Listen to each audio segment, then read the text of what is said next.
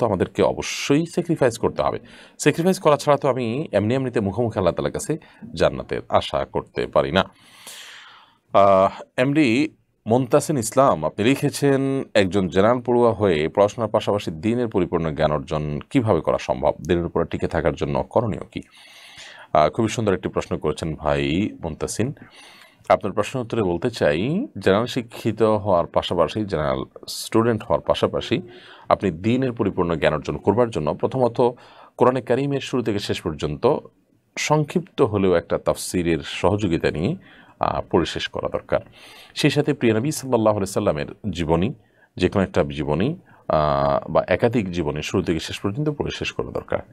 তৃতীয়ত নবী সাল্লাল্লাহু আলাইহি সাল্লামের হাদিসের একটি গ্রন্থ আপনার কাছে থাকা দরকার। সেটা নির্বাচিত হাদিস গ্রন্থ থাকতে পারে, রিয়াজুস সালিহিন হতে পারে, অন্য আরও ফয়জুল কালাম একটা হাদিস সংকলন আছে, অত্যন্ত চমৎকার এবং গুরুত্বপূর্ণ। বাংলাদেশের একজন লেখক মুফতি ফয়জুল্লাহ রহমতুল্লাহ এটি সংকলন করেছেন। এছাড়া আব্দুল্লাহ জাহাঙ্গীর রহমতুল্লাহ বইগুলো ইসলামিক জ্ঞান অর্জনের জন্য অত্যন্ত উপকারী, সেগুলো আপনার কাছে থাকতে পারে। সেই সাথে ওলামায়ে কেরামের সান্নিধ্য, সংস্রব, তাদের কোনো মজলিস, হালাকা, সেগুলোতে আপনার নিয়মিত আসা যাওয়া করা উচিত। এবং দিনী সোসাইটি যারা পরিপূর্ণভাবে হারাম হালাল মেনটেন করেন, আল্লাহর ভয় তাদের মধ্যে আছে, ইসলামের যে নির্দেশগুলো আছে সেগুলোর প্র্যাকটিস তাদের মধ্যে আছে, এরকম মানুষদের সান্নিধ্যে খুব বেশি থাকা দরকার। ইনশাআল্লাহ দিনের মাধ্যমে দিনের জ্ঞান অর্জন করা, দিনের উপর টিকে থাকাটা সহজ হবে। এরপরে শিহাব খান আপনি লিখেছেন, আগে নামাজে অন্যরকম মজা পেতাম, কিন্তু ইদানিং নামাজে তেমন কোনো আগ্রহ দেখছি না, কোনো কারণ ছাড়াই নামাজ কাজা করে ফেলি, অন্যান্য আমলেও আগের মতো শান্তি পাই না, করণীয় কি? ভাই শিহাব খান, দেখুন, প্রথম কথা হলো যে নামাজে যে মজা আমরা পাচ্ছি না, এর অন্যতম একটা কারণ হলো যে আমরা আমরা নানা রকমের গুনাহে লিপ্ত। এর একটি হলো যে হারাম উপার্জন। হারাম উপার্জনের ফলে মানুষের কিন্তু ইবাদতের স্বাদ নষ্ট হয়ে যায়, ইবাদতের তৃপ্তি মানুষ হারিয়ে ফেলে।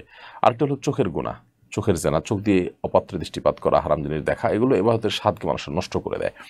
এই জন্য এই বিষয়গুলো থেকে যদি আপনি বেঁচে থাকতে পারেন, ইনশাআল্লাহ বিধানে ইবাদতের তৃপ্তি এবং স্বাদ পাওয়াটা তুলনামূলক সহজ হবে। এবং সেই সাথে নামাজের মধ্যে বিশেষ করে আমরা যা পড়ি, সেটা সূরা হোক, দোয়া হোক, তাসবিহ হোক, সেগুলোর অর্থ আমাদের বোঝা দরকার, এবং বুঝতে পারলে আমরা সেগুলো মাথায় আনতে পারবো এবং সেগুলোর কথা চিন্তা করতে পারবো এবং ইবাদতটাকে আমরা এনজয় করতে পারবো ইনশাআল্লাহ তাআলা। সাজিদুল ইসলাম শুভন এই আইডি থেকে আপনি লিখেছেন যে সকল ইসলামী গজলে বাদ্যযন্ত্র ব্যবহার করে সেগুলো শোনা জায়েজ হবে কিনা? অবশ্যই না। যেই সমস্ত গজলে বাদ্যযন্ত্রের ব্যবহার হয়ে থাকে সেগুলো শোনা অবশ্যই হালাল হবে না, কারণ বাদ্যযন্ত্র এটার ব্যবহার ইসলাম হারাম করেছে। বা বাদ্যযন্ত্র দ্বারা যে ধরনের উন্মাদনা তৈরি হয়, সে ধরনের উন্মাদনা যদি আপনার মুখে কোনো প্রাকৃতিক আওয়াজ থেকেও সৃষ্টি করা হয়, সেটাও ইসলাম হারাম করেছে, সেটাও হারাম। যেহেতু হারাম, অতএব ব্যাকগ্রাউন্ডে হারাম মিউজিক থাকলে আপনার গানের কথা যদি ভালো কথাও হয়, ইসলামের কথাও হয়, তারপরে সেটা কিন্তু শোনা জায়েজ নাই, বিধায় এগুলো থেকে আমাদের বেঁচে থাকতে হবে।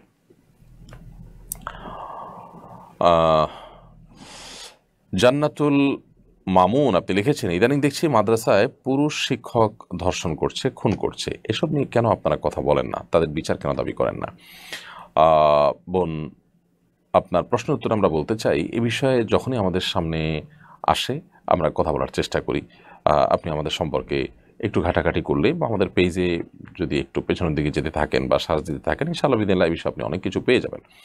অন্যায়কে সবসময় আমরা অন্যায় বলার চেষ্টা করি আলহামদুলিল্লাহ, কিন্তু বাস্তবতা হলো যে মাদ্রাসা শিক্ষকদের সবাই যে ফেরেশতা তা না, এটা যেমন সত্য, ঠিক তেমনিভাবে মাদ্রাসা শিক্ষার্থীদের এবং শিক্ষকদের মধ্যে যে অনাচার, অনৈতিকতা এবং মন্দকর্ম, এগুলোকে যদি আমাদের সমাজের স্বাভাবিক যে চিত্র আছে এটার সাথে আমরা তুলনা করি, কম্পেয়ার করি, তাহলে সেখানে অনেক কম দেখতে পাবো, যার কারণে যেটা ঘটে কম সেটা আলোচনা কম হয়, এটা স্বাভাবিক। কিন্তু অন্যায়কে আমরা অবশ্যই অন্যায় বলি, বরং আমরা তো বলি যে মাদ্রাসা শিক্ষকরা যদি এমন কোনো অন্যায় লিপ্ত হয় যে অন্যায়ের পরে ইসলাম চরম শাস্তির কথা বলেছে, তাহলে ইসলামী বিধির আলোকে তাদের উপরে শাস্তি কার্যকর করা হোক, তারা সে শাস্তিটিকে মাথা পেতে নিবে, তারা সেটাকে স্বীকার করে বিশ্বাস করে, অতএব সেটাকে অবিচার হবে বলে আমরা মনে করি না। অ্যাটলিস্ট ইসলামী বিচার এবং দণ্ডবিধি এটা কার্যকর করার ব্যাপারে আমরা বলেছি যে অন্তত যারা ইসলামকে প্র্যাকটিস করে তাদের উপরে এটা কার্যকর করা হোক। অতএব এ বিষয়ে আমরা কথা বলছি না তা কিন্তু না, কথা অনবরত বলছি। অন্যায় অনাচার যেখানে হোক সেটা বন্ধ হতে হবে। আরেকটা জিনিস আমাদের মাথায় থাকা উচিত, পুরো এনভায়রনমেন্ট, পুরো পরিবেশটা যদি আমরা নষ্ট করে ফেলি, সেটা যদি ব্যভিচার, ধর্ষণ সহায়ক হয়, তাহলে সেক্ষেত্রে আপনি বলেন, মাদ্রাসার ছাত্র বলেন, জেনারেল পড়ুয়া বলেন, আমি বলি, অন্য কেউ বলেন, আমরা কেউ কিন্তু মুক্ত থাকতে পারবো না। অর্থাৎ পুরো পরিবেশটা যখন নষ্ট হবে, তার দুর্গন্ধের আঁচ, তার আগুনের আঁচ আমাদের সবার গায়ে কম বেশি লাগবে। বিধায় মূল জায়গাটা ফোকাস করা উচিত। এখানে ব্লেমের ব্যাপার না যে স্কুল করছে না, মাদ্রাসা করছে, আলেম করছে না, সাধারণ শিক্ষিত করছে, ব্লেমের ব্যাপার না। ব্যাপারটা হলো যে আমরা যদি সমাজটাকে নষ্ট করে ফেলি, তাহলে সেই নষ্টের কুপ্রভাব আমাদের উপরে পড়বে। ফুয়াদ মাহমুদ, আপনি লিখেছেন রাসূলুল্লাহ সাল্লাল্লাহু আলাইহি ওয়াসাল্লামের মেরাজ কি স্বপ্নযোগে হয়েছিল নাকি শ্বশুরে হয়েছিল? কোরআন সুন্নাহর আলোকে জানতে চাই। ভাই ফুয়াদ মাহমুদ, নবী করিম সাল্লাল্লাহু আলাইহি ওয়াসাল্লামের মেরাজ স্বপ্নে হয়েছে নাকি রূহ এবং আত্মার জগতে বা আত্মিকভাবে হয়েছে নাকি সশরীরে হয়েছে? এ বিষয়ে ঠিক এরকমই, অর্থাৎ তিনটি মতই পাওয়া যায়। স্বপ্নযোগে হয়েছে কিছু কিছু মানুষ বলেন, তবে সেটি পৃথিবীতে ম্যাক্সিমাম স্কলার বা মুসলিম গণের মতে সঠিক নয়। কোনো কোনো সাহাবীদের মন্তব্য পাওয়া যায় যে তারা নবী সাল্লাল্লাহু আলাইহি সাল্লামের মেরাজটাকে রূহের জগতে হয়েছে বলেছেন, কিন্তু সেই দাবিটাও জমহুর বা সংখ্যাগরিষ্ঠ সাহাবী, তাবিঈন এবং মুসলিম স্কলারগণ খণ্ডন করেছেন। বরং সংখ্যাগরিষ্ঠ আলেমদের মত নবী সাল্লাল্লাহু আলাইহি ওয়াসাল্লাম মেরাজটা সশরীরে হয়েছে। সশরীরে হয়েছে তার একটা প্রমাণ হলো আল্লাহ রাব্বুল আলামিন কোরআনে কারিমে বলেছেন, সুবহানাল্লাযী আসরা বিআবদিহি, আল্লাহ তাআলা তার বান্দাকে রাত্রিকালীন ভ্রমণে তুলে নিয়ে গেছেন বা উঠায় নিয়ে গেছেন বা ভ্রমণ করিয়েছেন। তো এই যে রাত্রিকালীন ভ্রমণে আল্লাহ তাআলা তার বান্দাকে নিয়ে গেছেন, এইটা বলার মানে বান্দা বলতে কারোর আত্মাকে বোঝায় না, বান্দা বলতে পুরো শরীর সহ গোটা মানুষটাকে বোঝায়। এরকম আরও যত আয়াত হাদিসে প্রসঙ্গে আছে, সবগুলোর দিকে তাকালে বোঝা যায় এটা সশরীরে হয়েছে, সশরীরে ছাড়া আপনার আত্মিকভাবে হয়নি। যদি সশরীরে নাই হবে, তাহলে বোরাক নামক প্রাণী উপর তাকে বহন কেন করতে হবে? এটার উপরে চড়ে কেন তিনি যেতে হবে যদি আত্মিকভাবে হয়? আত্মিকভাবে যাওয়ার জন্য তো এগুলোর প্রয়োজন হয় না। সবচেয়ে বড় কথা হলো যে আত্মিকভাবে কিংবা আপনার স্বপ্নজগৎ যদি হতো, তাহলে নবী সাল্লাল্লাহু আলাইহি ওয়াসাল্লামের এটা মিরাকলের ব্যাপার থাকতো না। স্বপ্নজগৎ তো আমরাও অনেকে অনেক কিছু দেখতে পারি, সম্ভব সব জাহান্নাম বা অনেক কিছু দেখতে পারি। তার সেই ঘটনাটা মিরাকল ছিল এবং সেটাকে অস্বীকার করেছিল মক্কার মুশরিকরা। সেটা কেন হয়েছে? যদি স্বপ্নযোগে হতো, তাহলে তো এটাকে কেউ অস্বীকার করার কোনো কারণ থাকতো না। বিধায় নবী সাল্লাল্লাহু আলাইহি ওয়াসাল্লামের মেরাজ সশরীরে হয়েছে, এটি হলো অধিকতর গ্রহণযোগ্য মত এবং সংখ্যাগরিষ্ঠ আলেমদের মত। আরোহী মিমি এআইডি থেকে আপনি লিখেছেন, কেউ যদি কাউকে কালো জাদু করে, সে আত্মীয় হলে তার সাথে কোনো কথা না বললে গুনাহ হবে কিনা?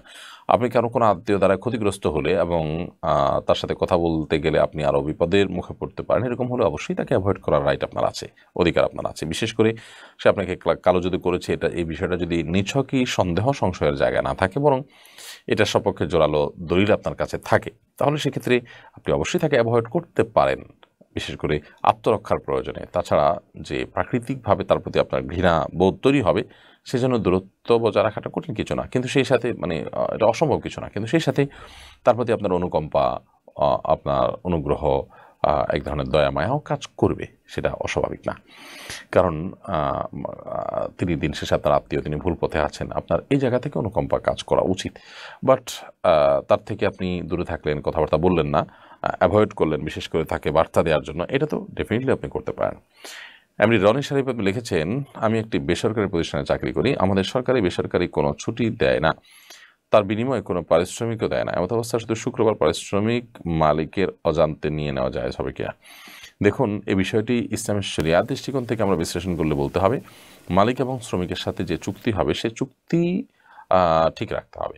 সপ্তাহে কোনোদিন ছুটি দিবে কি দিবে না, এটা আপনার চুক্তিতে চূড়ান্ত করতে হবে। চুক্তিতে যদি কোনো ছুটি না দেওয়ার সিদ্ধান্ত হয়, তো সেটা আপনি মানতে বাধ্য। আমরা নিজেরা কোনো একটা দিবসকে ছুটির দিবস হিসেবে ঠিক করে নিয়ে সেটা সবাইকে মানতে বাধ্য করব বা আপনার শতভাগ সব জায়গায় ইমপ্লিমেন্ট করবে, এটা নট নেসেসারি। ইসলাম সেটাকে বলে না। হ্যাঁ, একটা রাষ্ট্রের অবশ্যই একটা সমাজের স্থিতিশীলতার জন্য একটা মানুষের শ্রমিকদের অধিকারের কথা বিবেচনা করে কোনো আইন হতে পারে, সে আইন বাস্তবায়ন হতে পারে, সে ভিন্ন বিষয়। কিন্তু এক্সেপশন বলতে কিছু আছে। কোনো চাকরিতে ভিন্ন কোনো প্যাটার্ন থাকতে পারে, ভিন্ন কোনো ধরন থাকতে পারে, ভিন্ন কোনো কাজের চাপ থাকতে পারে, আপনি সেটা করতে তো বাধ্য না। আপনি যদি মনে করেন না আমার ছুটি ছাড়া চলবে না, তাহলে আপনি চাকরি করবেন না। কিন্তু চুক্তিতে যদি আপনার ছুটির উল্লেখ না থাকে, তাহলে আপনি ফাঁকি দিয়ে তার কাছ থেকে ছুটি নিতে পারেন। এটা মানুষের অধিকারের ব্যাপার। দেখুন, ইসলামের চাইতে ব্রড, ইসলামের চাইতে মানুষের অধিকারের ব্যাপারে এত সচেতন আর কেউ নাই যে মালিক শ্রমিকের প্রতি আমি দয়া দেখাতে গিয়ে মালিকের অধিকার নষ্ট করলাম, এটা আমার নাই। চুক্তি করবে উভয়, এবং এই চুক্তি করতে কেউ কারোর সাথে বাধ্য না। আপনি বুঝে শুনে যখন কোনো কিছুকে মানবেন তখন সেটা আপনাকে মেনে চলতে হবে। আর যদি আপনি বুঝে শুনে কোনো কিছু মানেন, তারপরে মেনে নিয়ে চুক্তি করে এরপর আপনি সেটাকে মান্য না করেন, তাহলে সেক্ষেত্রে আপনি চুক্তি লঙ্ঘন করলেন এবং সে জায়গাতে সরে আসলেন। এজন্য ফাঁকি দিয়ে ছুটি আদায় করার কোনো সুযোগ নেই যদি এরকম ছুটির কথা চুক্তিতে না থাকে। রাহাত হোসেন আপনি লিখেছেন, অন্য ধর্মের মানুষের সাথে কাজ করি, ওনাদের টাকায় কি খাবার খাওয়া যাবে? অন্য ধর্মাবলম্বী মানুষের সাথে যদি কাজ করেন, ওনারা যদি আপনাকে খাবার অফার করেন হালাল টাকা হলে বা হালাল খাবার টাকা দিয়ে দিলে আপনি সেটা অবশ্যই খেতে পারেন, কোনো অসুবিধা নেই। প্রিয় দর্শক, দেখতে দেখতে আমরা অনুষ্ঠানের মাঝামাঝি পর্যায়ে চলে এসেছি। সময় হচ্ছে ছোট্ট একটি বিরতিতে যাওয়ার। আশা করছি বিরতির পর আমাদের সঙ্গেই থাকবেন। অসহায় দরিদ্রদের দারিদ্র্য দূরীকরণ ও স্বাবলম্বীকরণের লক্ষ্যে আসুন্নাহ ফাউন্ডেশন পরিচালনা করছে স্বাবলম্বীকরণ প্রকল্প। স্বাবলম্বীকরণ প্রকল্পের আওতায় এ যাবৎ প্রায় ৩,০০০ মানুষকে প্রশিক্ষণ ও স্বাবলম্বীকরণ উপকরণ প্রদান করা হয়েছে। আপনার জাকাতের অর্থে স্বাবলম্বী হতে পারে অসহায় দরিদ্র মানুষ। আসুন্নাহ ফাউন্ডেশনের জাকাত তহবিলে জাকাত পাঠাতে ভিজিট করুন www.asunnahfoundation.org/donate/zakat। বিরতির পর আবার আপনাদেরকে স্বাগতম জানাচ্ছি লাইভ অনুষ্ঠান শরঈ সমাধানে। আপনারা দেখছেন আসুন্নাহ ফাউন্ডেশন আয়োজিত সাপ্তাহিক সরাসরি প্রশ্নোত্তর অনুষ্ঠান শরঈ সমাধান ২১৪তম পর্ব। আব্দুল হাকিম লিখেছেন, শবে বরাতের কোনো বিশেষ আমল আছে কিনা? শবে বরাত যেটাকে আমরা বলছি সেটি কোরআন হাদিসের ভাষ্য অনুযায়ী মূলত লাইলাতুন নিসফ মিন শাবান বা শাবানের মধ্য রজনী। এই শাবানের মধ্য রজনীতে কোরআন এবং হাদিসের আলোকে বিশেষ কোনো করণীয় বর্ণিত হয়নি, বরং আল্লাহ রাব্বুল আলামিন এই রাতে হিংসুক এবং মুশরিক ছাড়া অন্য মানুষদেরকে ক্ষমা করেন, এমন বিভিন্ন হাদিস বর্ণিত হয়েছে। সে আলোকে একজন মানুষ নিজেকে হিংসা থেকে মুক্ত করার চেষ্টা করবেন, আল্লাহর ক্ষমার উপযোগী করার চেষ্টা করবেন। বাকি একেবারে পার্টিকুলার কোনো আমল, সুনির্দিষ্ট কোনো আমলের কথা আলাদা করে বলা হয়নি। যে সমস্ত আমলের কথা আমরা শুনতে পাই এগুলো বিশুদ্ধ কোনো হাদিস দ্বারা প্রমাণিত নয়। মেহেদী হাসান আপনি লিখেছেন, ঢাকার একটা স্কুলের ড্রেস কোডে টুপি সংযুক্ত থাকায় একজন লেখক ফেসবুকে ক্ষোভ প্রকাশ করে পোস্ট করেছেন, অথচ এই ঢাকারই আরেকটা বিখ্যাত কলেজের ড্রেস কোডে ক্রুশের চিহ্ন আছে বহু বছর ধরে। এ নিয়ে তাদের মাথা ব্যথা নেই। তাদের এই দ্বিচারিতা সম্পর্কে আপনার মন্তব্য কী? দেখুন ভাই মেহেদী হাসান, প্রথম কথা হলো যে আপনার নিজের প্রশ্নের মধ্যেই কিন্তু উত্তর রয়ে গেছে। অর্থাৎ স্কুলের ড্রেস কোডে টুপি থাকায় যাদের গাত্রদাহ হচ্ছে তারা ক্রুশের চিহ্ন থাকছে ড্রেস কোডে, সে ব্যাপারে তাদের কেন কোনো আপত্তি নেই। নিঃসন্দেহে এটা দ্বিচারিতা, নিঃসন্দেহে এটা ডাবল স্ট্যান্ডার্ড, এবং এই জাতীয় মানুষগুলো ডাবল স্ট্যান্ডার্ড মানসিকতা আমরা প্রায় দেখতে পাই, এবং এই ধরনের অবস্থান নতুন নয়। আপনি যে কোনো পোশাক পরতে পারবেন, সেটা শর্ট সংক্ষিপ্ত হলেও, বাট আপনি ধর্মীয় বিশ্বাসের জায়গা থেকে আপনি কোনো পোশাক পরতে পারবেন না, সেখানে তারা বাধা দিবে। তো এটা তো তাদের তথাকথিত যে মত প্রকাশের স্বাধীনতা বা ব্যক্তি স্বাধীনতা এবং ড্রেস কোডের স্বাধীনতা বা পোশাকের স্বাধীনতা, এটার পরিপন্থী। তারা যা বলে তারা নিজেরাই সেটার বরখেলাফ করে। এই মানুষগুলোর দ্বিচারিতা থেকে আল্লাহ তাআলা তাদেরকে রক্ষা করুন, আমাদের সমাজকে রক্ষা করুন। সৈয়দ মারুফ হাসান আপনি লিখেছেন, আমার বন্ধু খুব বেশি হাই তোলে, বিশেষ করে সালাত এবং খাবারের সময়। এর কি কোনো ধর্মীয় ব্যাখ্যা আছে? ভাই সৈয়দ মারুফ হাসান, খাবারের সময়, সালাতের সময় বা অন্য সাধারণ সময়তে অতিরিক্ত হাই তোলাটা, এটার ধর্মীয় ব্যাখ্যা আছে। এটা সাধারণত কোনো বিশেষ রোগ অসুস্থতার কারণে যেমন হতে পারে, সেই সাথে ব্ল্যাক ম্যাজিক কিংবা দুষ্টজিনের উপদ্রবের কারণে হওয়ার সমূহ আশঙ্কা আছে। বিশেষ করে মানুষ যখন খায়, খেতে গেলে এবং বিভিন্ন সময় যখন মানুষ হাই তোলে, এই হাই তোলার সময় হাদিসে পরিষ্কারভাবে বলা আছে শয়তান ভেতরে প্রবেশ করার জন্য। নবী সাল্লাল্লাহু আলাইহি ওয়াসাল্লাম হাই তুললে হাইকে বাধা দেওয়ার জন্য বলেছেন, হাত বা কোনো কিছু দিয়ে, যাতে করে হাই তোলাটা বন্ধ হয়। তো এটা অনেক সময় অবসাদের কারণে, ক্লান্ত শরীর থাকার কারণে, ঘুমের অভাবে হয়ে থাকে, সে বিষয়টা যেমন বাস্তব। এর পাশাপাশি কখনো কখনো মাত্রাতিরিক্ত হয়ে থাকে, এটা ঘুমের অভাবে হয় বা আপনার ক্লান্তির কারণে হয় সেটা না, বরং মানুষের শরীরে দুষ্ট জিন এবং শয়তান প্রবেশ করে হাই তোলার মধ্য দিয়ে। বিভিন্ন উপায় আছে, তার ভিতরে এটি অন্যতম। তো যার কারণে এটিকে নবী সাল্লাল্লাহু আলাইহি ওয়াসাল্লাম বন্ধ করার বা বাধা দেওয়ার চেষ্টা করতে বলেছেন, হাই তোলাটাকে। এরকম পরিস্থিতিতে ভালো করে রাকির শরণাপন্ন হওয়া যেতে পারে, অথবা রুকিয়া সম্পর্কে আপনি অনলাইনে জানাশোনা থাকলে বা একটু ঘাটাঘাটি করি আপনি রুকিয়া অ্যাপ্লাই করে দেখতে পারেন, ইনশাআল্লাহ বিদিন আশা করা যায় সুস্থতার দিকে যেতে পারেন। আমি আমার অভিজ্ঞতায় একাধিক মানুষকে এরকম দেখেছি আমার নিকটাত্মীয়র মধ্যেও, যারা এরকম হাই তুলতেন প্রচুর পরিমাণে, রুকিয়ার পর আলহামদুলিল্লাহ তাদের সে সমস্যার সমাধান হয়েছে।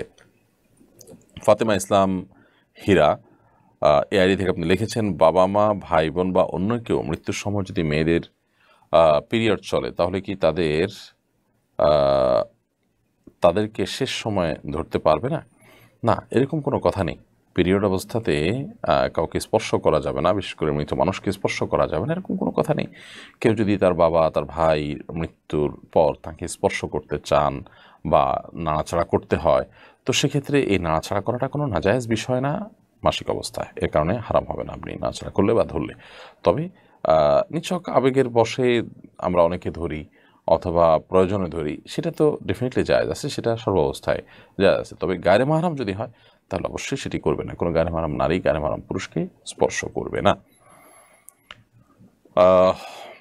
এফ এ হাসান চৌধুরী লিখেছেন, আমি প্রাইমারি পর্যায়ের কয়েকটি ছাত্রকে প্রাইভেট পড়াই, তাদেরকে আমি পর্যাপ্ত পরিমাণ সময় দিয়ে থাকি, তারা পড়ায় ফাঁকিবাজি করে, এ কারণে আমার জন্য টাকা নেওয়া হারাম পর্যায়ের পড়বে কিনা? প্রথম কথা হলো যে তারা ফাঁকি ঝুঁকি দিলে তো আপনার টাকা নেওয়া হারাম হবে না, কিন্তু আপনি আপনার চেষ্টার সবটুকুন করবেন এবং অভিভাবকদেরকে রিপোর্ট করবেন। এরপরও যদি তাদের অবস্থায় বহাল থাকে, অভিভাবকদেরকে আপনি রিপোর্ট করলেন, আপনার দায়িত্ব আপনি পালন করেছেন, এটার মাধ্যমে আপনার উপার্জন হালাল হবে ইনশাআল্লাহ তাআলা। আর যদি আপনি নিজে ফাঁকি দেন এবং তাদের ফাঁকি দেওয়াটাকে এনজয় করেন, সুযোগ হিসাবে গ্রহণ করেন, তাহলে সেক্ষেত্রে অবশ্যই আপনার সে টাকা হালাল হওয়া নিয়ে প্রশ্ন উঠবে এবং সেক্ষেত্রে আপনার দায় চলে আসবে। এমনি শহীদুল ইসলাম লিখেছেন, স্বপ্নদোষ হলে জেগে যাওয়ার পর তাৎক্ষণিক গোসল না করে বিলম্ব করলে গুনাহ হবে কিনা? বিলম্ব করলে বড় কোনো গুনাহ হবে না। আপনি ফজরের আগ পর্যন্ত গোসল করে ফেললেন যদি রাতের স্বপ্নদোষ হয়, যখনই স্বপ্নদোষ হয় পরবর্তী যে নামাজ আছে তার আগে আগে আপনি গোসল করলে আপনি দায়মুক্ত হয়ে যাবেন। অতএব বিলম্ব করলে আপনি হারাম লিপ্ত হলেন, কবিরা গুনাহ করেছেন, এই পর্যায়ের গুনাহ হবে না, ব্যাপারটা সেরকম না। তবে একান্ত প্রয়োজন না হলে এরকম বিলম্ব না করাটা উত্তম, বেটার। একটা হলো যে ফরজ ওয়াজিবের গণ্ডি, আরেকটা হলো উত্তম অনুত্তমের গণ্ডি। আমি একটা হলো যে শুধুমাত্র কোনো রকম মুসলমান হলাম, আরেকটা হলো যে ভালো মুসলমান হলাম। ভালো মুসলিম হতে হলে অবশ্যই আপনার এটা বিলম্ব না করে খুব দ্রুততার সাথে গোসল করে ফেলা উচিত, এবং যদি আপনি বিলম্ব করতে চান সেক্ষেত্রে অজু করে তারপর ঘুমাবেন, এরপর উঠে গোসল করে নেবেন, এটা উত্তম। অপবিত্র অবস্থা যত কম সময় থাকা যায় ততই বেটার। রোহান আপনি লিখেছেন, আমাদের পার্শ্ববর্তী দেশ মিয়ানমার সেনাবাহিনীর সঙ্গে বিদ্রোহীদের যুদ্ধ চলছে, সে যুদ্ধের আঁচ লেগেছে আমাদের দেশেও, এই পরিস্থিতিতে আমাদের ভূমিকা কি হওয়া উচিত? প্রথম কথা হলো যে মুসলিমদের প্রতি এবং নিরীহ মানুষদের প্রতি যে অনাচার তারা করেছে তার প্রায়শ্চিত্ত তাদেরকে ভোগ করতে হবে টু দ্য টুমরো। এবং আমরা হয়তো জীবদ্দশাতে তাদের পরিণতি দেখে যেতে পারি। এতগুলো মানুষের প্রতি যে অবিচার করা হয়েছে সে অবিচারকে আল্লাহ রাব্বুল আলামিন অবশ্যই বিহিত করবেন এবং এর শাস্তি আল্লাহ তাআলা দিবেন। দুনিয়াতে অত্যাচারীদেরকে আল্লাহ তাআলা ছাড় দেন কিন্তু ছেড়ে দেন না, একটা সময় তাদেরকে আল্লাহ তাআলা অবশ্যই পাকড়াও করেন, সেটি হয়তোবা সেটি আমরা দেখতে পাচ্ছি বা তার একটা ছিটেফোঁটা আমরা দেখতে পাচ্ছি। আমাদের উচিত হবে এক্ষেত্রে সর্বোচ্চ বুদ্ধিমত্তার সাথে সিদ্ধান্ত গ্রহণ করা, কোনোভাবে নিজেদের গায়ে তাদের মধ্যকার যে বিদ্রোহ সেটার আঁচ নিজেদের গায়ে না মাখিয়ে নেওয়া, তবে সেই সাথে নিজেদের নিরাপত্তা, মুসলিমদের নিরাপত্তার জন্য সর্বোচ্চ চেষ্টা করা কর্তব্য, এবং সেটা আল্লাহর খাতিরে মুসলিমদের ভূখণ্ডের নিরাপত্তা, মুসলিমদের চিন্তা করে যদি এটা কেউ করেন তাহলে সেটা ইবাদতেও পরিগণিত হতে পারে, অর্থাৎ যারা প্রহরের কাজ করবেন। তবে পুরো বিষয়টা নিয়ে যারা সংশ্লিষ্ট মহল আছেন, রাজনৈতিক বোদ্ধা মহল আছেন, তারা করণীয় ঠিক করতে পারবেন আরও ডিপলি চিন্তা করে, কারণ সুবিধা অসুবিধাগুলো এবং নানান পরিকল্পনা এবং প্ল্যান সেগুলো অনেক ভালো তারা জানেন। এই বিষয়ে যেহেতু আমি খুব অভিজ্ঞ কোনো মানুষ নই বা এই বিষয়ে আমার জানাশোনা থাকার কথা নয়, বিধায় এ বিষয়ে আমি খুব বেশি মন্তব্য করতে চাচ্ছি। আমি শুধু এটুকুই বলবো যে মুসলিম ভূখণ্ড রক্ষার জন্য, মুসলমানদের নিরাপত্তার জন্য কেউ যদি পাহাড়দারি কাজ করে সেটাকে ইসলাম ইবাদত হিসেবে পরিগণিত করেছে, বিধায় সেই চেষ্টাটা সর্বোচ্চ আমাদের বিজিবির জওয়ানদের করা উচিত ওই মানসিকতা থেকে যদি তারা করেন। আর এমনিতে দেশপ্রেম বা দায়িত্বশীলতা থেকে যদি করেন তারা, তাহলে সেক্ষেত্রে সেটাও প্রশংসনীয়, বাট সেটা ইবাদত হিসাবে পরিগণিত হবে না। ইবাদত হিসাবে পরিগণিত হবে যখন আল্লাহকে সন্তুষ্ট করবার জন্য, আল্লাহর কাছ থেকে বিনিময় লাভের আশায়, মুসলিম ভূখণ্ড মুসলিমদের নিরাপত্তার চিন্তা করে তিনি এই কাজগুলো করেন তখন। মাহমুদা সুলতানাস মিশু আপনি লিখেছেন, আমাদের মনে কেউ কষ্ট দিলে অন্য কারোর সাথে শেয়ার করি, এটা কি গীবত হিসেবে গণ্য হবে? কেউ আপনার কষ্ট দিয়েছে, সেটা আপনি কাউকে বললেন, এই বলাটাতে যদি কোনো লাভের দিক না থাকে, যার ব্যাপারে বলেছেন তার সংশোধন এখানে হবে এরকম কোনো সম্ভাবনা না থাকে, তাহলে সেক্ষেত্রে এই বলাটা আসলে খুব বেশি অর্থহীন হয় না। বরং এই বলাটা গীবতের পর্যায়ে চলে যাবে এবং নিষিদ্ধ গীবতের পর্যায়ে চলে যাবে যদি এটার কোনো আপাতত উপকারিতা না থাকে। আপনি যদি বলেন যে হালকা হতে চান, তাহলে হালকা হতে হলে তো কারণ নাম বলা দরকার নেই, আপনি পুরো ঘটনাটা বললেই হয় এবং আল্লাহ তাআলার কাছে আপনি বলতে পারেন, যে অন্যায় করেছে প্রত্যেকের নাম ধরে ধরে আপনি আল্লাহর কাছে অভিযোগ দায়ের করতে পারেন, আল্লাহকে বলতে পারেন যে আল্লাহ আপনি আমার মনকে প্রশান্ত করে দেন। মানুষের কাছে বলে মানুষ খুব বেশি প্রশান্তি লাভ করে তা কিন্তু না, বরং অনেক ক্ষেত্রে মানুষ আরও অস্থিরতার দিকে চলে যায় এবং পরেশান এর দিকে চলে যায়, ডিপ্রেসড হয়ে যায়। তো খোলাসা কথা হলো, কেউ আপনাকে আঘাত করেছে, কষ্ট দিয়েছে, এটা অন্যদেরকে যদি আপনি শেয়ার করেন, তাতে যদি তার সংশোধন হবে এরকম কোনো সম্ভাবনা না থাকে, জাস্ট আপনি হালকা হওয়ার জন্য বললেন, তো সেটাও গীবতের মধ্যে পড়বে এবং নিষিদ্ধতার আওতায় পড়বে। নূর হোসেন লিখেছেন, আমি একজন ড্রাইভার, আমি রেন্টে কারে গাড়ি চালাই। রাস্তায় বিরতিতে যেসব রেস্টুরেন্টে বিরতি দেয় ওইসব হোটেল মালিক আমাদেরকে কমিশন দেয়, এই কমিশনটা নেওয়া হালাল হবে কিনা? দেখুন, প্রথম কথা হলো যে আপনি নির্দিষ্ট রেস্টুরেন্টে নিচ্ছেন, গাড়িটা থামাচ্ছেন এবং সেখানে গাড়ি থামিয়ে যাত্রীদেরকে সেখানে খাওয়াচ্ছেন। যাত্রীদের অনেক সময় সমস্ত রেস্টুরেন্টগুলো একটু দাম বাড়িয়ে বাড়িয়ে নেয় এবং সেখানে আপনাকে কিন্তু একটা পারিশ্রমিক দিতে হবে, এটা তাদের মাথায় থাকে। এই যদি হয় পুরো চিত্র, তাহলে সেক্ষেত্রে এটা নেওয়ার পর্যন্ত জায়েজ হবে না, কারণ আপনি এখানে যাত্রীদেরকে ক্ষতিগ্রস্ত করে তারপরে টাকা নিয়েছেন। তাছাড়া এটা আপনার ডিউটির অংশ যে আপনি কোনো একটা জায়গায় গিয়ে থামবেন এবং থামার পর সেখানে মানুষ রেস্ট করবে, আপনি রেস্ট করবেন, সেখানে আপনার ডিউটির মধ্যে আরেক পক্ষ থেকে আপনি কমিশন দিলেন, সেটা জায়েজ নয়, কারণ এটাতে যাত্রীদের ক্ষতিগ্রস্ত করার সমূহ আশঙ্কা থাকে, সম্ভাবনা থাকে, সেজন্য এটা জায়েজ নয়। তবে যদি বিষয়টা এরকম হয় যে আপনার সেখানে খাওয়া দাওয়াটা তারা ফ্রি করাই দিল, তো সেটা আপনি গ্রহণ করতে পারেন, যে ড্রাইভার এতটুকু অফার আপনাকে তারা দিল অথবা ছাড় দিল, মালিক পক্ষও জানে, কারোর কোনো আপত্তি সেখানে থাকে না। বাট এমনিতেই আপনি আপনার দায়িত্ব পালন করে মাঝখান থেকে আরেকজনের কাছ থেকে সুবিধা ভোগ করলেন, বিশেষ করে সেখানে যাত্রীদের ক্ষতির সম্ভাবনা যখন থাকে, তখন সেটি জায়েজ হওয়ার কোনো কারণ থাকতে পারে না। মুরসালিন ইসলাম মিঠু এআইডি থেকে আপনি লিখেছেন, কাপড় ধোয়ার পানি কি নাপাক? দেখুন, কাপড় ধোয়ার যে পানি, এই পানিটা যদি নাপাক কাপড় হয় এবং নাপাক কাপড়ের পানিটা আপনার চোখের সামনে দিয়ে যাচ্ছে অল্প একটু পানি, তো সেটা অবশ্যই ডেফিনেটলি নাপাক। যেহেতু কাপড়ের মধ্যে নাপাক লেগেছিল এবং সেখানে পানি দিয়েছেন, সেখান থেকে মানে পানিটা খুব সীমিত পরিসরের চোখের সামনে দিয়ে যাচ্ছে, যদি নাপাক ভেসে যেতে দেখেন আপনি, নাপাকের মিশ্রণ আপনি দেখতে পান, তাহলে তো নাপাক হওয়ার কোনো সন্দেহই নেই। আর যদি আপনি নাপাক নাও দেখেন, তারপরও যেহেতু পানিটা অল্প এবং নাপাক পানিটা যাচ্ছে, বিধায় সেটা নাপাক। বাট ছিটা যদি আসে, তাহলে সেক্ষেত্রে এর কারণে নাপাক হবে না, বিশেষ করে সুইয়ের আগার মতো যে ছিটাগুলো আছে, এগুলোর কারণে শরীর বা কাপড় নাপাক হবে না। এটুকু মাফ, কারণ এটি মানুষের সাধ্যের বাইরে এবং অনেকটা কষ্টসাধ্যগুলো থেকে বেঁচে থাকা। বাট মোটা দাগে ওই পানিগুলো যাতে গায়ে এবং কাপড়ে না মাখানো হয়, সেটা খেয়াল করতে হবে। মামুন মিয়া লিখেছেন, আমি একজন মুক্তিযোদ্ধার সন্তান, আমার বাবা মারা যাওয়ার পর আমার মা ভাতা পান, ভাতার পরিবর্তে আমরা লোন নিতে পারবো, লোন কি সুদ হবে? আমি ঠিক জানি না যে লোন কিভাবে দেওয়া হয় সেখানে। ভাতা যদি আপনি নেন, তো সেটা তো নাজায়েজ হবে না। সরকার যদি তার কোনো নাগরিককে তার কোনো কাজের স্বীকৃতিস্বরূপ তাকে তার ফ্যামিলিকে ভাতা দেয় রাষ্ট্রীয় কোষাগার থেকে, এটা নাজায়েজ কোনো বিষয় না, বিধায় আপনি মুক্তিযোদ্ধা ভাতা নিতে পারেন। কিন্তু ভাতা না নিয়ে আপনি যদি লোন নিতে চান, তো সেই লোনটা যদি সুদমুক্ত লোন হয়, যে আপনি যা দিলেন সেটাই পরিশোধ করবেন, কেটে কেটে আবার রেখে দেওয়া হয় বা মাসে মাসে আপনাকে পরিশোধ করতে হবে, তাহলে সেটাতে কোনো অসুবিধা নেই যদি আপনি এরকম লোন নেন। কিন্তু যদি সুদভিত্তিক লোন হয়, তাহলে সেটা ডেফিনেটলি নেওয়া হারাম হবে। এমডি মিজানুর রহমান আপনি লিখেছেন, রমজানে ইমাম সাহেব ফরজ নামাজ খুবই ধীর গতিতে পড়ান, কিন্তু তারাবির সময় অনেক দ্রুত পড়ান, এমত অবস্থায় আমি কি জামাতে তারাবি পড়বো নাকি একাকি পড়বো?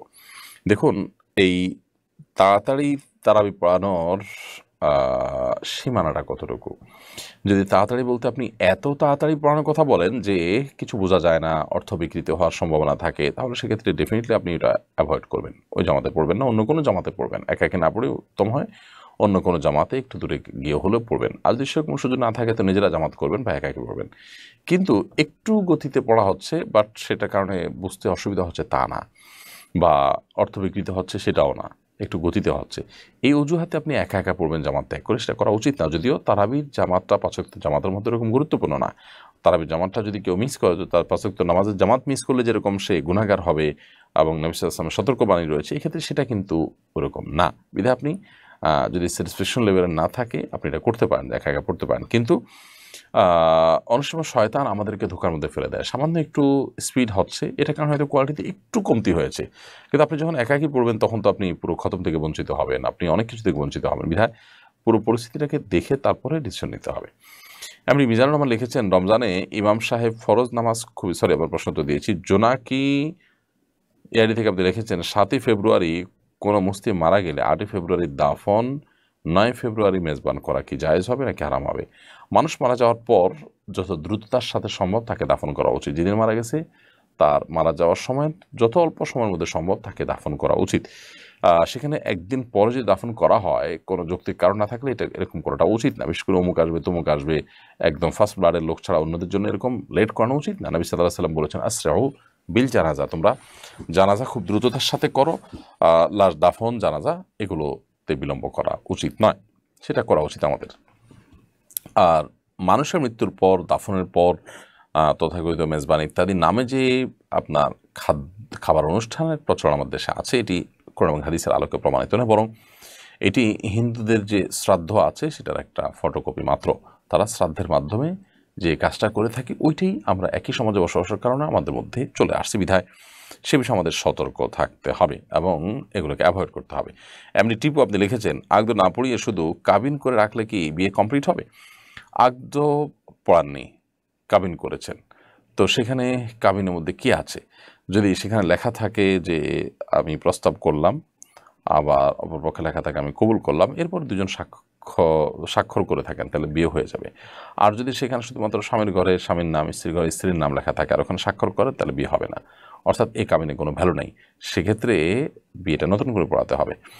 কাবিনের মধ্যে যদি এক পক্ষের প্রস্তাবের কথা উল্লেখ থাকে স্পষ্ট, অন্য পক্ষ সেটা গ্রহণ করার কথা উল্লেখ থাকে, দেন সেখানে লেখালেখি হয়ে যায়, মুখ উচ্চারণ না করলেও বিয়ে হয়ে যাবে। বাট সেরকম লেখা না থাকলে শুধুমাত্র স্বামীর ঘরে স্বামী, স্ত্রীর ঘরে স্ত্রী, সাক্ষীর ঘরে সাক্ষী থাকলো আর সবাই স্বাক্ষর করলো, এটাতে কিন্তু বিয়ে হবে না। বিধায় সেক্ষেত্রে আগদ হওয়া জরুরি। তো আগদ হওয়াটা সুন্নাহ, আগদ হবে এরপরে কাবিন হবে। আর যদি কাবিনের মধ্যে যেরকমটি বললাম যে আগদের মতো যদি থাকে কাবিনের মধ্যে উল্লেখ, তাহলে সেটাই আগদ হিসাবে বিবেচিত হবে এবং বিয়ে হয়ে যাবে। এরপরে নাজলি ইলমাজ এর থেকে আপনি লিখেছেন, বদনজর থেকে বাঁচার উপায় কি? বদনজর থেকে বাঁচার উপায় হলো প্রথমত যারা বদনজর দিতে পারে তাদের চোখ এড়াবার চেষ্টা করা। যে জিনিসগুলো খুব বেশি রিস্কি হতে পারে, অনেক মানুষের নজরে পড়ে বদনজর হতে পারে, সেই জায়গাগুলো থেকে যত সম্ভব দূরে থাকার চেষ্টা করা। এরপরও আপনার যদি এরকম জায়গায় আমাকে যেতে হয়, উপস্থাপিত হতে হয়, তাহলে সকাল সন্ধ্যার দোয়াগুলো পড়া এবং এ জাতীয় ক্ষয়ক্ষতি থেকে বেঁচে থাকার জন্য আল্লাহর কাছে পানা চাওয়া, সে কাজগুলো কন্টিনিউয়াসলি করা উচিত। এবং এটার পাশাপাশি যদি কখনো বদনজর লেগে যায়, যার বদনজর লেগেছে তার অজু করা পানি, হাত ধোয়া, মুখ ধোয়া পানি বা খাওয়া পানি, ব্যবহৃত পানি, সেটার অবশিষ্ট অংশ যে ব্যক্তির বদনজর লেগেছে তার শরীরের উপরে গোসল বা অজুতে ঢেলে দিলে ইনশাআল্লাহ বিদিনা সেটা তার ট্রিটমেন্টের কাজ দিবে এবং হাদিসে পরিষ্কারভাবে সেটি বলা আছে। ফারিহা লিখেছেন, 14ই ফেব্রুয়ারি ভ্যালেন্টাইন্স ডে পালিত হয়, এই দিন বাবা মা এবং ভাই বোনদের ভালোবাসা জানানো যাবে কিনা? বোন ফারিহা, ভ্যালেন্টাইন্স ডে একটা প্রতারণার ডে, একটা ফ্রড ডে, এটা একটা প্রতারণার দিবস। কারণ ভ্যালেন্টাইন্স ডের অর্থ, সেন্ট ভ্যালেন্টাইন্স ডের অর্থ হলো সাধু ভ্যালেন্টাইন্স ডে, খ্রিস্টানদের ধর্মযাজক সেন্ট ভ্যালেন্টাইন্সের ডে, এটা খ্রিস্টানদের একটা ধর্মীয় দিবস।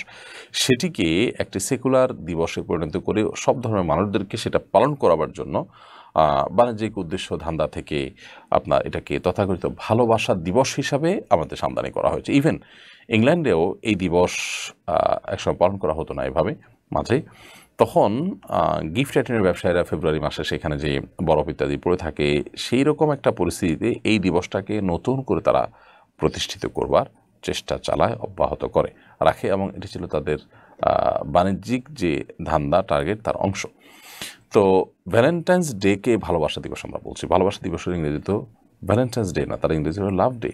তো এটা তো লাভ ডে না, বিধায় এই অনুবাদের ক্ষেত্রে এক ধরনের প্রতারণার আশ্রয় নেওয়া হয়েছে মুসলমানদের সন্তান অন্য ধর্মাবলম্বীদেরকে দিয়ে খ্রিস্টানদের কাজ করাবার জন্য। ব্যাপারটা অনেকটা সরস্বতী পূজাকে শিক্ষা দিবস হিসাবে যদি কেউ ঘোষণা দিয়ে এবং মুসলমানদেরকে সেটি করতে বাধ্য করে, ব্যাপারটা সেরকম অনেকটা। দ্বিতীয়ত, এটা যদি সত্যিকারের ভালোবাসা দিবসই হতো তাহলে সেক্ষেত্রে মা বাবা সন্তান সন্ততি সবার পারস্পরিক ভালোবাসাগুলো বিনিময় দিন হতো, কিন্তু সেটা কোথাও হয় না পৃথিবীতে। যত অনৈতিক এবং অবৈধ সম্পর্ক আছে সেগুলোর আদান প্রদান, সেগুলোর প্রকাশ এই দিনে হয়ে থাকে। বিধায় এটাকে ভ্যালেন্টাইন্স ডে না বলে আমরা প্রতারণা দিবস বলতে পারি, বা ইলিগাল ভালোবাসা দিবস বলতে পারি, হারাম অবৈধ সম্পর্কের দিবস বলতে পারি। স্বামী স্ত্রীর মধ্যকার বা ভাই বোনের বা নিজেদের মধ্যকার ভালোবাসাগুলো এই দিনকে কেন্দ্র করে উপস্থাপন করা ডেফিনেটলি উচিত না, কারণ সেটার মাধ্যমে এই দিনকে যারা এস্টাবলিশ করতে চায়, অবৈধ ভালোবাসাকে যারা প্রমোট করতে চায়, আপনি তাদের কাতারে সামিল হলেন বা তাদের কাজটা কে সহজ করার জন্য আপনি উদ্যোগী হলেন। আপনার ভালোবাসা আদান প্রদানের জন্য সারা বছরই আপনি চেষ্টা করবেন, সেটা ভিন্ন বিষয়। কাউকে ভালোবাসাটা প্রকাশ করে দেওয়া সুন্নত, সেটা আপনি করবেন, কিন্তু সেটা অবশ্যই এই দিনে না যে দিনে করলে এই দিনে অবৈধ ভালোবাসা বা ইলিগাল ভালোবাসাগুলোকে যারা এস্টাবলিশ করার জন্য কাজ করছে তাদেরই পারপাস সার্ভ হবে। বিধায় এটা অ্যাভয়েড করা উচিত। তাহিরা সুলতান আপনি লিখেছেন, আমার ইচ্ছা মক্কা মদিনা দেখা, আমার জন্য দোয়া করবেন। অবশ্যই দোয়া করি বোন তাহিরা সুলতান, আল্লাহ রাব্বুল আলামিন আপনাকে মক্কা মদিনা হাজির হওয়ার, আল্লাহর ঘর জিয়ারত করার, ইবাদত করার তৌফিক দান করুন। সুমার আশেদ আপনি লিখেছেন, আমার স্বামী হুন্ডির ব্যবসায় জড়িত, একজন থেকে সুদে টাকা নিয়ে আরেকজনকে দেয়, এভাবে করতে গিয়ে নিজেও ঋণে জর্জরিত হয়ে দিশেহারা অবস্থায় আছেন। এই অবস্থা থেকে বাঁচার উপায় কি? বনসুমা, আপনার স্বামী যে হুন্ডার ব্যবসার সাথে জড়িত এবং সুদের কারবারে সাথে তিনি জড়িত, অবশ্যই তিনি এর কারণে তিনি কবিরা গুনাহগার এবং অপরাধী হিসাবে বিবেচিত আল্লাহর কাছে। তো এরকম অবস্থাতে তাকে কাউন্সেলিং করানো দরকার, তাকে এই সুদের ঋণের ভয়াবহতা বোঝানো দরকার। মুশকিল হলো ভয়াবহতা বুঝতে বুঝতে মানুষের সর্বনাশ হয়ে যায়, তারপরে অনেকে বুঝতে পারেন। তারপরও যদি তিনি বুঝতে পারেন, তিনি তার সর্বোচ্চ ত্যাগ করে নিজের জমি জমা বিক্রি করে সব সহায় সম্পদ দিয়ে হলেও তিনি এই সুদি লোন থেকে মুক্ত থাকার চেষ্টা করবেন, এবং এটা যদি তিনি না করেন তাহলে সেক্ষেত্রে আল্লাহ তার কাছে তিনি কিন্তু আসামি হিসাবে উঠবেন, কিয়ামতের ময়দানে কিন্তু ধরা খাবেন। বিধায় এই জায়গা থেকে অবশ্যই আমাদের সর্বোচ্চ সিরিয়াস হতে হবে এবং আন্তরিক হতে হবে। আল্লাহ তাআলা তৌফিক দান করুন। খাদিজাতুল কুবরা লিখেছেন, আমি গর্ভবতী, আমার বাসায় অনেক তেলাপোকা হয়েছে, আমি কি মারতে পারবো? আমার 2 জাও আর এক ননদ গর্ভবতী, এক পরিবারে 3 জন গর্ভবতী হওয়া কোনো অশুভ বলছেন কেউ কেউ, এটা কি সত্য? না, এটার কোনো ভিত্তি নাই। 3 জন 4 জন যে কেউ গর্ভবতী হতে পারে না, একই ফ্যামিলিতে কয়েকজন হতে পারেন। এটার কারণে কোনো অশুভ শুভ হওয়ার কোনো বিষয় না। ইমানদার এই সমস্ত অশুভ শুভতে বিশ্বাস করেন, কুসংস্কার জন্য বিশ্বাস এবং ইমান নষ্ট হওয়ার মতো বিষয়, অর্থাৎ শিরকের মতো বিষয়। আর সেই সাথে তেলাপোকা ইত্যাদি যদি আপনার উপদ্রবে আপনার কষ্ট হয় তো ডেফিনেটলি আপনি মারতে পারেন গর্ভবতী অবস্থায়, কোনো অসুবিধা নেই। এমনি রুহুল আমিন লিখেছেন, ফরজ নামাজের সেজদার আয়াত পড়লে তাৎক্ষণিকভাবে কি সেজদা দিতে হবে নাকি পরে দিলেও হবে? যখন পড়বেন তখনই দিবেন, আর যদি তখন না দেন তাহলে তেলাওয়াতটা শেষ করে সাথে সাথে রুকুতে গেলেন সেজদার নিয়ত করে, তাতেও সেজদা আদায় হয়ে যাবে। কিন্তু পুরো নামাজ জুড়ে করলেন না, নামাজের পরে যায় করলেন, এরকম করাটা অনুচিত। বাট যদি একান্ত কখনো ভুলে যান এবং পরে করেন আদায় হয়ে যায়, বাট সাথে সাথে দেওয়াটাই হলো কর্তব্য। শামসুন নাহার পান্না লিখেছেন, নামাজে রুকুর সময় দৃষ্টি কোথায় রাখতে হবে? আমরা যখন রুকুতে থাকবো তখন দৃষ্টিতে থাকবে সিজদার জায়গাতে। অনেক ওলামা কেরাম বলেছেন 2 পায়ের মধ্যবর্তী মাঝখানের জায়গাটাতে। খালিদ হোসেন মুন্নি লিখেছেন, ওমরা কি মাহরাম ছাড়া করা যায়? সেক্ষেত্রে সাই করার পর চুল কাটার নিয়মটা কি? মাহরাম ছাড়া ওমরা করতে অসুবিধা নেই, সফর করা নিষেধ মাহরাম ছাড়া। আপনি মাহরাম নিয়ে গেছেন হোটেল থেকে এসে ওমরা করলেন মহিলাদের সাথে, এটা নাজায়েজ বিষয় না। তবে আপনার প্রাইভেসি যাতে নষ্ট না হয়, পর্দার ক্ষেত্রে খেলাপ না হয়, সেটা আপনার খেয়াল রাখতে হবে। সেই সাথে চুল কাটার বিষয় হলো যে আপনার চুল অন্য কেউ যদি কেটে দেয়, অন্য কোনো নারী কেটে দিলেন যিনি উমরারত মানে উমরা করেছেন, তিনি আপনাকে চুলটা কেটে দিয়েছেন, এটা জায়েজ আছে। নিজের চুল কাটা তোলা জায়েজ নাই উমরা শেষ করার আগ পর্যন্ত, কিন্তু উমরা শেষ হয়ে গেছে তখন তো নিজেরটাও তুলতে পারেন, আরেকজনটা তুলতে পারেন। তাছাড়া আরেকজনটা হালাল হওয়ার জন্য আপনি যদি হেল্প করেন তো সেটাও জায়েজ আছে। এরপরে সোয়াজিয়া রুকাইয়া এর দিকে আপনি লিখেছেন, আমার বোনকে মানসিকভাবে অসুস্থ মনে হচ্ছে, ও সারাদিন জোরে জোরে বকছে, মা বাবাকে আঘাত করছে, বাসা থেকে বের হয়ে যাচ্ছে, বাসা সব ভেঙে ফেলছে, এখন আমাদের করণীয় কি? ডাক্তার তো অবশ্যই দেখাবেন, সাইকিয়াট্রিস্ট বা মানসিক ডাক্তার আপনি দেখাবেন, সেই সাথে রুকিয়া রিলেটেড সমস্যা কিনা সেজন্য ভালো করে রাখির শরণাপন্ন হবেন। সোশ্যাল মিডিয়াতে ভালো ভালো রুকিয়ার অনেকগুলো গ্রুপ আছে, আপনি খুঁজে বের করে যারা কোরআন এবং হাদিসের আলোকে শুধু রুকিয়া করেন এবং সেখানে শরিয়া বিরোধী কোনো কিছু নেই, তাদের সহযোগিতা আপনি নিতে পারেন। দেলোয়ার ইমরান লিখেছেন, মদিনা মোনাওয়ারা থেকে বলছি, মদিনা মোনাওয়ারায় ইমাম সাহেবের সামনে মসজিদের বাইরে দাঁড়িয়ে অনেক মুসল্লি নামাজ পড়েন, যারা সামনে দাঁড়িয়ে নামাজ আদায় করেন তাদের নামাজ আদায় হবে কিনা? ইমাম সাহেবের বরাবর সামনে গিয়ে নামাজ পড়লে তো নামাজ ডেফিনেটলি আদায় হবে না, তবে অনেক ওলামা ইকরামের মতে ইমাম সাহেবের বিশেষ করে কাবাতে যেটি হয়ে থাকে যে চারপাশে, এবার মদিনাতেও যে ইমাম সাহেবের সরাসরি সামনে না, কিন্তু কাতার যখন অনেক বড় হয় তখন অন্যান্য প্রান্ত থেকে একটু এগিয়ে গেছেন, সেটাকে নাজায়েজ বলেন না। মক্কাতে বিশেষ করে যেটি হয় যে আগে তো এক সময় একেবারে কাবার কাছাকাছি ইমাম সাহেবরা গিয়ে সালাত আদায় করতেন, ইমামতি করতেন, এখন তারা দূরে দাঁড়ান।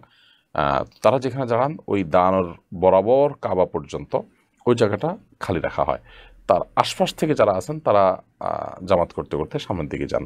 তো এইভাবে যাওয়াটাকে অনেক ওলামা ইকরাম জায়েজ বলেছেন, যদিও এই জায়গায়ও না দাঁড়িয়ে পেছনে দাঁড়াতে পারলে ভালো ইখতিলাফের ঊর্ধ্বে ওঠা যায়।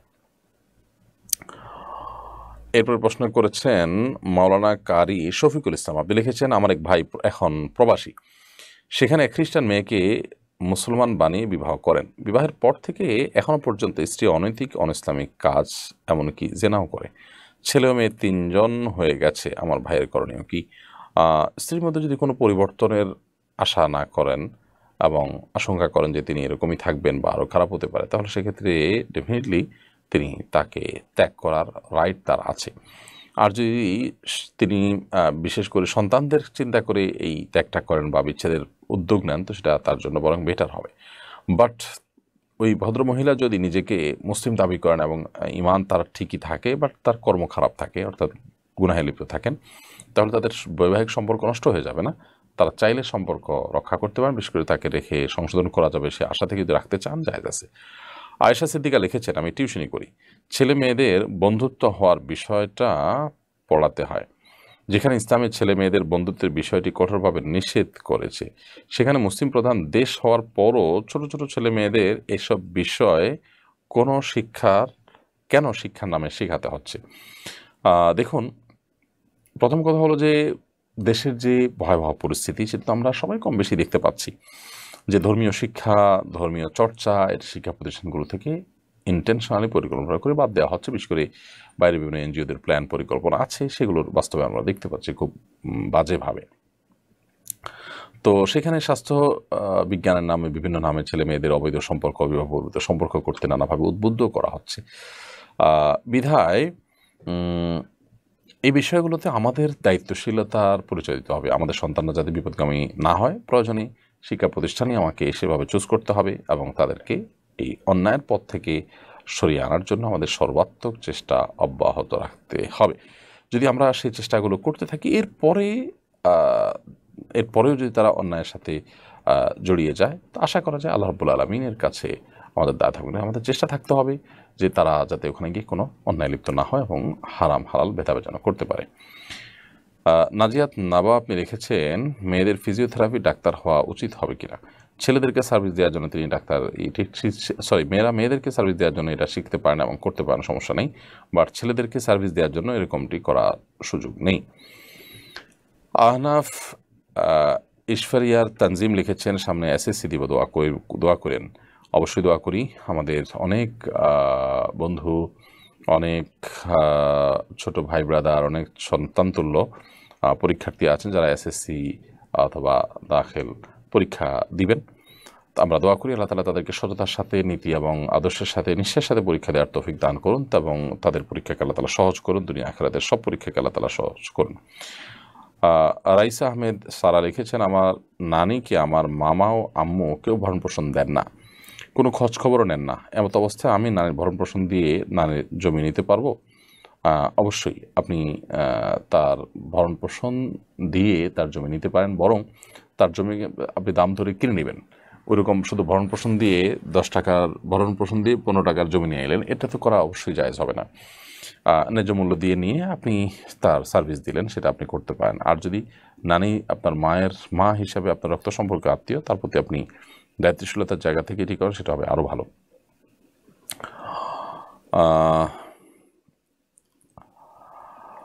আলহামদুলিল্লাহ, আমরা অনেকগুলো প্রশ্নের উত্তর দিয়েছি প্রিয় দর্শক।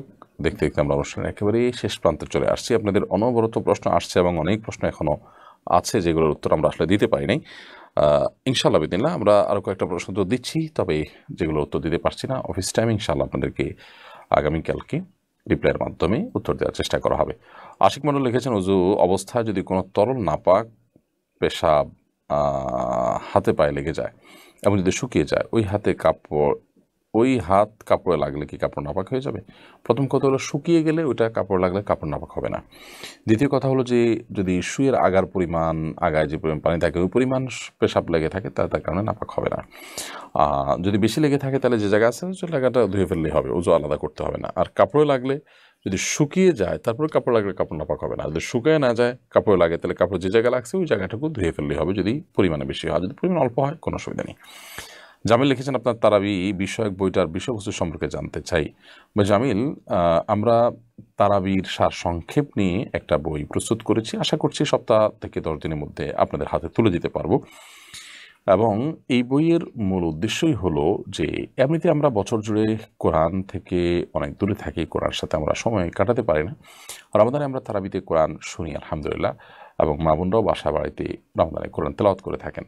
প্রতিদিনের তারাবিতে যে পাড়াতে আমরা তেলাওয়াত করি ওই পাড়ার পুরো পাড়াতে কি আছে, কতগুলো আদেশ, কতগুলো নিষেধ, কতগুলো দৃষ্টান্ত, কতগুলো শিক্ষণীয় দিক, কতগুলো আপনার মর্যাদার বিষয়, কতগুলো দোয়া কি আছে, পুরো সামারিটাকে আমরা 4-5 পৃষ্ঠার মধ্যে নিয়ে আসার চেষ্টা করেছি বইয়ে। আমরা আশা করছি যে এই ছোট 120-30 পৃষ্ঠার এই বই, অর্থাৎ প্রতিদিনের তারাবিতে 3-4 পৃষ্ঠার যে বরাদ্দ রাখা হয়েছে, এটা যদি কেউ পড়ে ফেলেন এবং প্রত্যেক দিনের তারাবিতে যাওয়ার আগে যদি 4-5টা তিনি চোখ বুলায় যান, তাহলে তারাবিটা তিনি অনেক বেশি স্বাদ পাবেন, তৃপ্তি পাবেন, এবং তার তারাবিটা অনেক বেশি অর্থবহ হবে। তারাবি থেকে এসে যদি বাসায় তিনি আবার একটু মেলান যে কী কী পড়লেন আজকে তারাবিতে, শুনলেন কী কী এবং কী কী আছে সেখানে, তাহলে সেক্ষেত্রে কোরআনের দ্বারা যে আপনার পথ নির্দেশ গ্রহণ করা সেই আমলটি হয়ে যাবে। আল্লাহ তাআলা কোরআনকে কিন্তু হেদায়েত এবং পথ নির্দেশক হিসাবে আমাদের জন্য পাঠিয়েছেন, বিধায় সেটি যেন হয় আমরা এই বইয়ের মাধ্যমে সেই কাজটাতে আপনাদের সহযোগিতা করেছি মাত্র। আমি আশা করছি বইটা সংগ্রহ করলে আমাদের প্রত্যেকটা মানুষেরই কম বেশি উপকার হবে। আল্লাহ তাআলা আমাদেরকে তৌফিক দান করুন। আফিয়া ফাহমিদা লিখেছেন, শাহাদাতের মৃত্যু যন্ত্রণা পিঁপড়ার কামড়ের সমান, কিন্তু মহানবী সাল্লাল্লাহু আলাইহি ওয়াসাল্লাম মৃত্যু যন্ত্রণা অনুভব করেছেন, এবারে যদি বলতেন। প্রথম কথা হলো যে অমুসলিম বা কাফিরের মৃত্যু যন্ত্রণা হবে অত্যন্ত ভয়াবহ। সূরা নাজিআতের শুরুর দিকে সেটির প্রতি ইঙ্গিত রয়েছে। তো ঈমানদারের যে মৃত্যু যন্ত্রণা সেটা এর তুলনায় কিছুই নয়। দ্বিতীয়ত হলো যে আপনার ঈমানদারের মৃত্যু যখন হয় তখন তার রূহটাকে অত্যন্ত কোমলভাবে বের করা হয়, বিধায় সে সময় যন্ত্রণা হয় না। নবী করিম সাল্লাল্লাহু আলাইহি সাল্লাম অসুস্থ ছিলেন, অসুস্থতার কারণে যে একটা কষ্ট সেটা তো ছিলই, এবং সেটির কারণে তিনি বারবার সেন্সলেস হচ্ছিলেন, কষ্ট হচ্ছিল। চৌধুরী হুমায়ুন আপনি লিখেছেন, কোনো শিয়া সম্প্রদায়ের ছেলেকে কি মুসলিম সুন্নি সম্প্রদায়ের মেয়ে বিয়ে করতে পারবে কিনা? শিয়াদের অনেকগুলো গ্রুপ আছে ইসলাম থেকে, তারা খারেজ হয়ে গেছে, আর বাকিরা বিভ্রান্ত, বিধায় বিয়ে শাদীর ক্ষেত্রে তাদেরকে অবশ্যই অ্যাভয়েড করতে হবে। ইবা ইসলাম লিখেছেন, 3 মাসের মধ্যে আমার দুজন চাচা ও একজন ফুফু ইন্তেকাল করেছেন, তাদের জন্য দোয়া করবেন। বনিভা, আপনার চাচা ফুফু কয়েকজনকে আপনি একসাথে হারিয়েছেন, আমরা দোয়া করি আল্লাহ তাআলা তাদের উভয়ের প্রতি রহম করুন এবং তাদেরকে ক্ষমা করুন, তাদের সকলের প্রতি। মোহাম্মদ রাকিব হাসান লিখেছেন, আপনি কোথায় জমা পড়ান? আমি নারায়ণগঞ্জের ভূমিপল্লী জামে মসজিদ, চিটাগাং রোড বাস স্টপেজের কাছে ভূমিপল্লী জামে মসজিদে আমি জমা পড়িয়ে থাকি। এরপরে সায়েন্টিফিক বয় আর ইয়ারি থেকে আপনি লিখেছেন, গোসল ফরজ হলে কি কবর জিয়ারত করা যাবে? কবর জিয়ারতের জন্য আপনার পবিত্রতা আবশ্যক না, তবে অবশ্যই উত্তম, এবং গোসল ফরজ হলে তো দেরি করাই উচিত না গোসল ফরজে, সেখানে দেরি করে আপনি আবার কবর জিয়ারত করতে যাবেন, সেটা ডেফিনেটলি উত্তম কোনো কাজ নয়, মাকরুহ থেকে অবশ্যই খালি না, অপছন্দনীয় কাজ অবশ্যই। আয়েশা বিনতে হানিফ লিখেছেন, আমার আম্মু তার বাবা মায়ের পারিবারিক অবস্থানের চারদিকে বাউন্ডারি করতে চায়, কিন্তু আম্মু নিজের কোনো টাকা নেই, আমার আব্বু কবর বাঁধাতে টাকা দিতে নারাজ। আম্মু কি সংসার খরচের টাকা বাঁচিয়ে সেখান থেকে কবর বাউন্ডারি করতে পারেন কিনা? এখন বলো, এক নম্বর কথা হলো যে একটা নির্দিষ্ট কবর না, অনেকগুলো কবর আছে, তার সাইডে বাউন্ডারি দিলেন, এটা কোনো নিষিদ্ধ বিষয় না। এ বিষয়ে আপনার বাবা কে বোঝানো উচিত যদি এরকম হয় ব্যাপারটা। আর দ্বিতীয় কথা হলো যে আপনার বাবা যেখানে টাকা দিতে সম্মত নন, খরচের টাকা বাঁচিয়ে তার টাকা সেখানে খরচ করা জায়েজ হবে না। তাকে নিজস্ব কোনো টাকা দিলে সেখান থেকে তিনি করতে পারেন, যদি শরিয়াতে নিষেধ না থাকে সেরকম কাজে ব্যয় করেন তিনি। মাহিন লিখেছেন, জামাতের সালাত আদায় করার সময় দুজন মুসল্লির মাঝে কতটুকু জায়গায় থাকা উচিত? নবী সাল্লাল্লাহু আলাইহি সাল্লাম মিশে মিশে দাঁড়াতে বলেছেন, এবং আপনার অতিরিক্ত ফাঁকা থাকাটা দূষণীয়। তিনি ফাঁকা বন্ধ করতে নির্দেশ করেছেন সুদ্দুল ফুরাজ। যদিও ফোকাহে আহনাফ অবশ্য বলেছেন কিছুটা স্বাভাবিক যে ফাঁকা থাকে সেটুকু ফাঁকা থাকবে। নবী সাল্লাল্লাহু আলাইহি সাল্লামের হাদিসগুলো দিকে তাকালে আমরা দেখি তিনি বলেছেন তোমরা ফাঁকাগুলোকে বন্ধ করো, সেই জায়গা থেকে ফাঁকা বন্ধের জন্য সর্বোচ্চ চেষ্টা করা উচিত। এবং একান্ত গায়ে গায়ে লেখে থাকলে যদি কারোর মনোযোগের ব্যাঘাত সৃষ্টি হয়, ডিস্টার্ব ফিল করে, তাহলে সেটা হলো না। বাট দৃশ্যত কোনো ফাঁকা, আমাদের দেশে দেখা যায় অনেক সময় দুইজনের মাঝখানে আর একটা বেশ একটা বাচ্চা ঢুকে যেতে পারে, এরকম একটা ফাঁকা থাকে। এরকম ফাঁকা থাকা অবশ্যই উচিত না এবং এটা বন্ধ করা দরকার। প্রিয় দর্শক, আমরা দেখতে দেখতে অনুষ্ঠানের একেবারে শেষ প্রান্তে চলে আসছি। অনেকগুলো প্রশ্ন উত্তর আমরা আজকে দিলাম। ইন আসাবতু, যদি সঠিক কিছু বলে থাকি আল্লাহর তরফ থেকে, ওয়াইন আখতাতু, যদি ভুল কিছু বলে থাকি সেটা শয়তান এবং আমার তরফ থেকে। আল্লাহ তাআলা আমাদের সকলকে কোরআন এবং হাদিসের আলোকে আলোকিত হওয়া, আমাদের জীবনকে সমৃদ্ধ করা এবং সেভাবে নিজেদের জীবনকে গঠন করা, আমল করার তৌফিক দান করুন। আজকে পর্যন্ত। আল্লাহ যদি বাঁচিয়ে রাখেন, সুস্থ রাখেন, নিরাপদ রাখেন, ইনশাআল্লাহ বিদিনিল্লাহ আগামী সপ্তাহে একই সময় আবারও দেখা হবে, কথা হবে এবং আপনাদের প্রশ্নগুলোর উত্তর দেওয়া হবে। আল্লাহ তাআলা সে পর্যন্ত আমাদের সবাইকে সুস্থ রাখুন, নিরাপদ রাখুন, ভালো রাখুন। আসসালামু আলাইকুম ওয়া রাহমাতুল্লাহি ওয়া বারাকাতুহু। আসুন্নাহ ফাউন্ডেশন।